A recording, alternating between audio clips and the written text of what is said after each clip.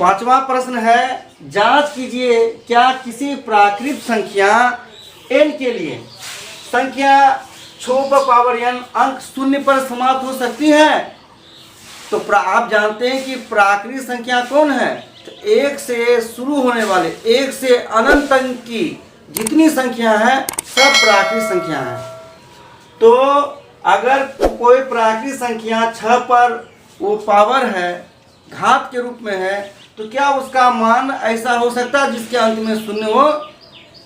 तो हम मान लेते हैं इसको बनाने संभव हो तो हम मान लेते हैं कि जो है ये माना 6 पर पावर n शून्य पर समाप्त होती है।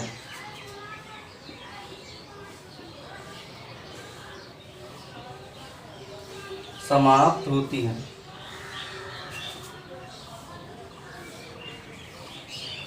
जब ये शून्य पर समाप्त होगा तो 6n जो है,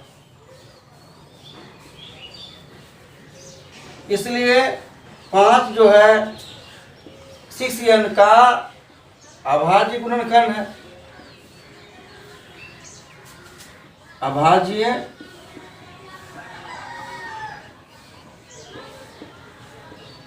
गुणनखंड है, क्योंकि जो संख्या के अंत में शून्य होगा वो 5 से विभाजित होती है। तो हमने माना कि 6 पर पावर n के अंत में 5 है, तो ये शून्य है। जब शून्य है तो 5 से विभाजित होगा, परंतु 6 पर पावर n जो है वो 2 गुने 3 पर पावर n के रूप में हम ले सकते हैं, परंतु 6n जो है का गुणनखंड 2 और 3 है, 5 नहीं है। ये 6 पर n का जो अभाज्य गुणनखंड है 2 और 3 है, 5 नहीं है। इसलिए 5 6 पर n का अभाज्य गुणनखंड नहीं है।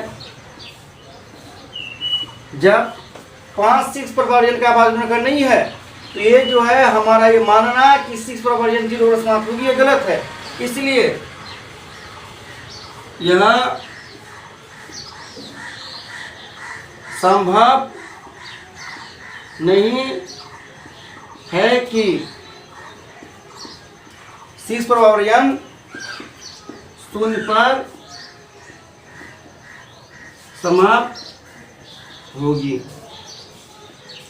देखिए, हमने माना कि शून्य पर समाप्त हो जाती है, मान लिए थे, परंतु हम देखते हैं कि जब शून्य पर समाप्त होगा तो 5 से विभाजित होगा, 5 उसका अभाज्य गुणनखंड होगा। लेकिन आधारभूत प्रमेय के अनुसार ये 6 पर पावर n का जो अभाज्य गुणनखंड जो है वो 2 और 3 है, 5 नहीं है। जब 5 है ही नहीं तो वो 5 से कैसे विभाजित होगा? जब 5 से विभाजित होगा नहीं, इसका मतलब उसके अंत में शून्य नहीं है। इसलिए हमारा ये मानना गलत है कि 6 पर पावर n शून्य पर समाप्त हो सकती है। तो हमने जांच कर लिया, ये संभव नहीं है कि 6 पर पावर n शून्य पर समाप्त होगी। यही हमारा उत्तर हुआ। आपने आधारभूत प्रमेय के अनुसार पढ़ा है, किसी भी भाज्य संख्या को हम उसके अभाज्य गुणनखंड के रूप में व्यक्त कर सकते हैं जब उसका क्रम निश्चित हो। हम किसी भी भाज्य संख्या को उसके अभाज्य गुणनखंड के रूप में लिख सकते हैं। तो ये 6 भाज्य संख्या है, उसका जो अभाज्य गुणनखंड होगा वो 2 गुने 3 होगा। n एक प्राकृत संख्या है, प्राकृत संख्या या तो 1 होगा, या तो 2 होगा, या तो 3 होगा, या तो 4 होगा, कुछ भी रहे।